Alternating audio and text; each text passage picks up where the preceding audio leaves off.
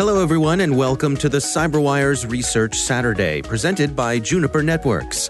I'm Dave Bittner, and this is our weekly conversation with researchers and analysts tracking down threats and vulnerabilities, and solving some of the hard problems of protecting ourselves in a rapidly evolving cyberspace.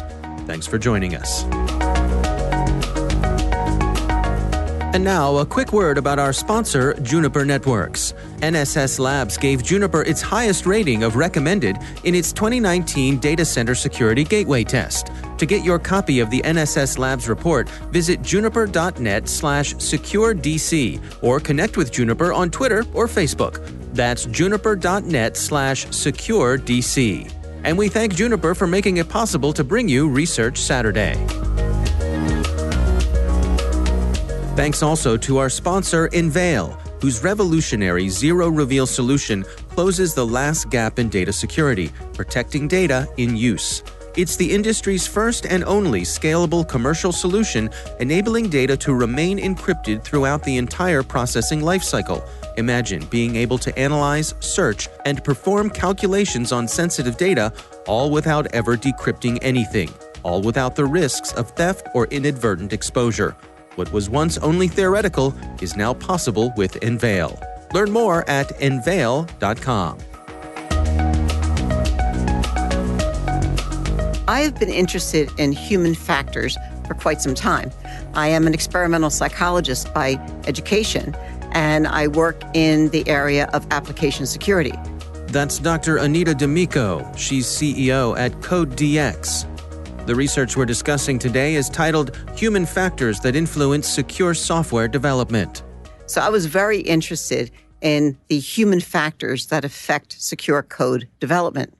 I recently was the principal investigator of a research project funded by DARPA to study what are the characteristics of software developers, of development teams, and what are the work conditions that affect secure code development. So I recently was working on a research project that studied the human factors that affect whether or not code is going to have vulnerabilities in it. Well, let's explore that some. That's fascinating to me because I think it's so easy, particularly when it comes to all this technology, to think sort of in the cold terms of ones and zeros and so on and so forth. But what you're looking into here is the fact that those real-world, everyday human factors that we deal with can actually find their way into the security of code. Absolutely. Software is written by people, and people perform differently depending on the circumstances. So if human factors affect how well a pilot pilots an airplane, if it affects truck drivers, if it affects medical doctors, why wouldn't human factors affect how well a software developer develops code? And I was specifically interested in the human factors that affect both code quality and security. I was a bit more interested in code security. And there's been very little research done in this area. So the first thing we did was we did a literature review where we found out what are some of the prior studies that were done that would perhaps shed light on the human factors that affect whether or not there's vulnerabilities in software. And most of the work has previously been done in open source. And so we developed a way of mining open source repositories for indirect measures of human factors. For example, we looked at the time of day that code was committed.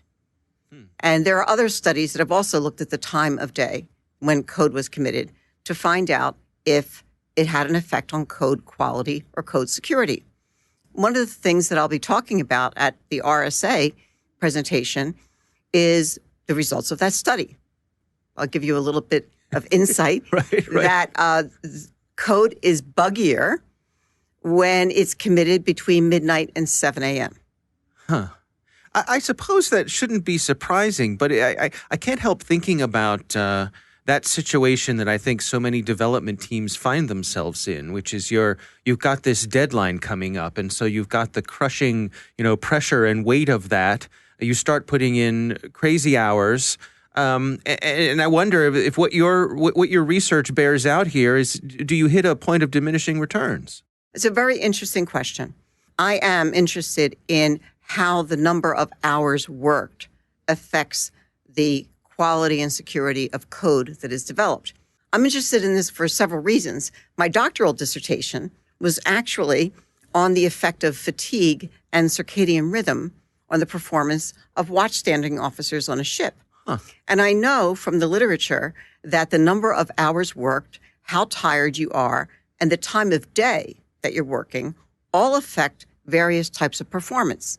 But very few people, if any, have studied it in software development. So one of the things that we tried to do in our own research was to look at things like how many hours of sleep did a developer get the night before they coded, and what was the effect on their code. Now, we really don't have any definitive research that shows how the number of hours worked affects software developers. But we do have evidence from other areas that we can learn from. So if you look at the medical community, you find out that the maximum number of hours that a medical resident can work in a single week is 80 hours.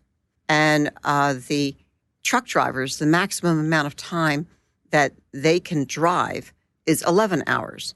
And there's other areas, for example, in the military, there are certain regulations.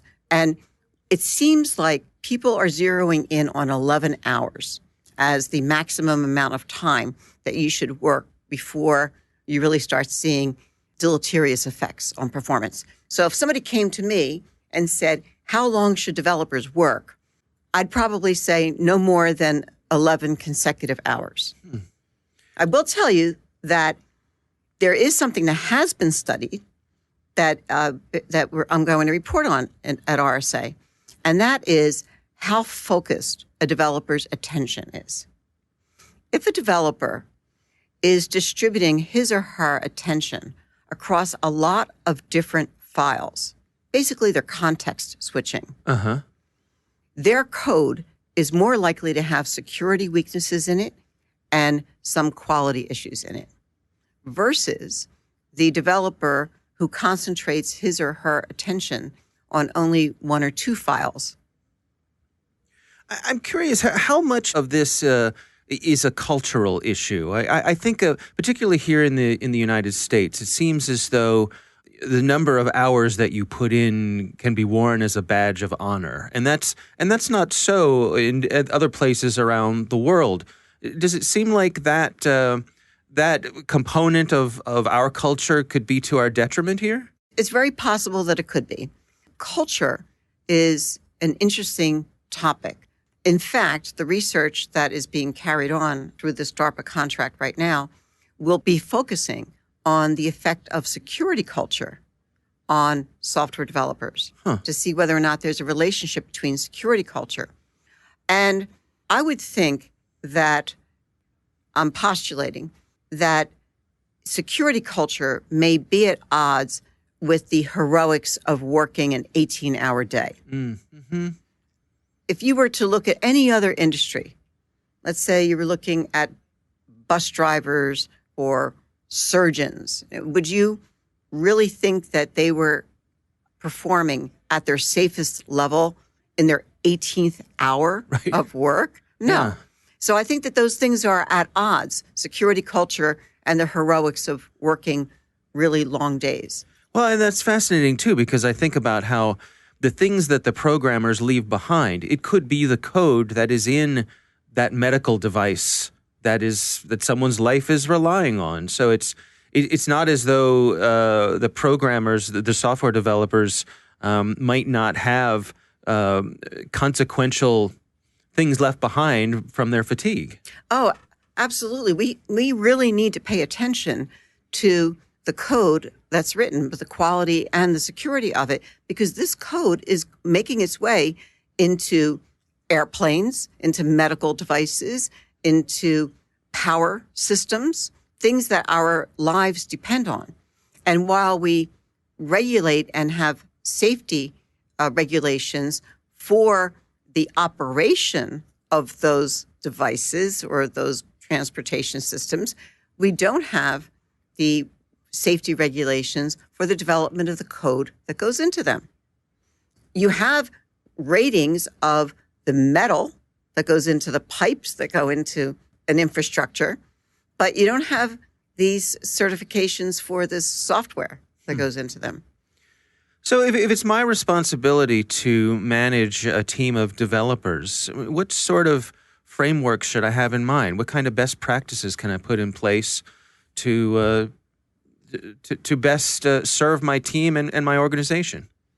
I have a couple of specific suggestions for anybody who is managing a software development team. And these suggestions are based on scientific evidence. So the first is stop coding after about 11 hours of work. Really take a break and probably put it down until tomorrow. Any code that is developed between 10 p.m. and 6 a.m. in the morning should be carefully reviewed. There is a phenomenon called circadian rhythm. It is a change in your body's level of alertness, and it is universal, and your body's alertness goes down significantly between 10 p.m. and 6 a.m. in the morning, and people are more likely to make mistakes. So if you have a team that's working those late hours, be sure to review their code carefully. I would also suggest that you keep developers focused on just a few files. Don't spread them across many different ones, because the more you spread a developer across a lot of different files, the more likely they are to accidentally insert quality or security issues. Also, keep your development team to a relatively small number. There's evidence that shows that the more developers that you add to a team, the more security issues. The number is roughly about 9 developers. So you want to break out your software development work into units of fewer than 9 developers. I would also very carefully look at the code that's written by developers who are inexperienced with the code base. So the studies of open source show that developers who are infrequent contributors to that open source library are more likely to have quality and security issues in their code versus developers who have a lot of experience with that code base. Interesting. I would encourage people to come by the presentation at RSA, and we have an active research project going on right now to study the effect of human factors on software developers. If people are interested in participating in this project, or they're interested in having their software repository analyzed, then we're looking for people to collaborate with us in this research. That's Dr. Anita D'Amico. The research is titled Human Factors That Influence Secure Software Development. We'll have a link in the show notes. Thanks to Juniper Networks for sponsoring our show. You can learn more at juniper.net/security or connect with them on Twitter or Facebook. And thanks to Enveil for their sponsorship. You can find out how they're closing the last gap in data security at enveil.com. The CyberWire Research Saturday is proudly produced in Maryland out of the startup studios of Data Tribe, where they're co-building the next generation of cybersecurity teams and technologies. Our amazing CyberWire team is Elliot Peltzman, Peru Prakash, Stefan Vaziri, Kelsey Bond, Tim Nodar, Joe Kerrigan, Carol Terrio, Ben Yellen, Nick Valecki, Bennett Moe, Chris Russell, John Petrick, Jennifer Iben, Peter Kilpie, and I'm Dave Bittner. Thanks for listening.